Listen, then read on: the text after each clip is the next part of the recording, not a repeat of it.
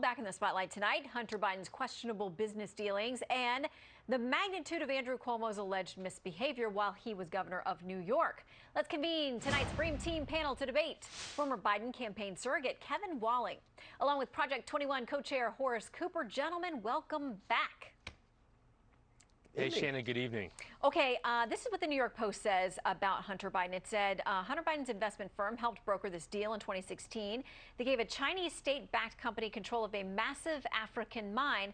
The mine is one of the world's largest sources of cobalt, and China's control of the mineral, quote, presents a critical vulnerability to the future of the U.S. domestic auto industry, is what the Biden White House said back in June. Horace. Well, you know, this is really remarkable that this is coming out in a way that it didn't get uncovered when there was an actual campaign.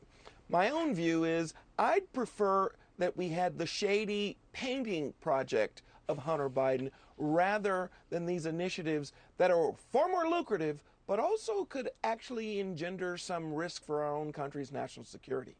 Here is what Senator Tom Cotton said about the Hunter Biden story this morning. It seems complicated and shady and something that you would expect from Hunter Biden. Somehow getting into business with a Chinese company to sell a cobalt mine in Africa while his father was vice president. It's just one more controversy that we need to dig into to see what Hunter Biden was up to and whether or not he was trading on his father's power and office. Kevin, I can't imagine the president, the White House, Jen Psaki, anyone over there likes constantly having to answer these new revelations about Hunter.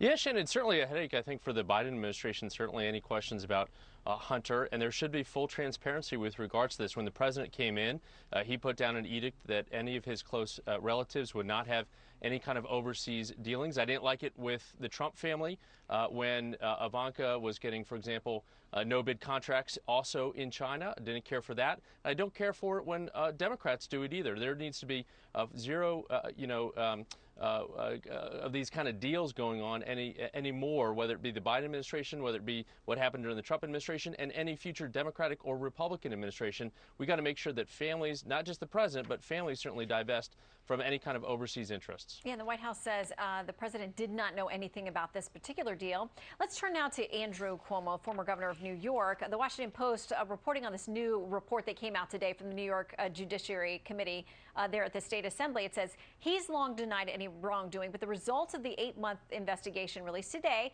paint a damning portrait of the former governor. It corroborates the stories of two of the women who say Cuomo sexually harassed them, describes how his office diverted workers and resources from handling the deadly health crisis to focus on his book, for which he received $5.2 million. Also found the former governor directed his staff to withhold or misrepresent information, quote, regarding the effects of COVID-19 on nursing home residents in New York. As my coworker and buddy Janice Dean tweeted today, everything we've been yelling about for a year and a half about Andrew Cuomo has been proven true. Everything. Horace, to you first. And then some, I would say. The more we learn about Andrew Cuomo, the less there is to like about him. We saw all of the complaints that were being presented, both about the book, both about how he handled the COVID concerns, and particularly the devastating results in the nursing homes, all of which he denounced, all of which he claimed were just completely unjustified. And lately, there has been this, after he's resigned, talk that he might actually run again since he wasn't formally removed from office, and it might be a way to restore him. I'm going to say that this is like a book that I was given to read as a little kid. Marvin K. Mooney, Please Go Now. Kevin, does he try to revive himself from this, or is this report the end of his political ambitions, do you think?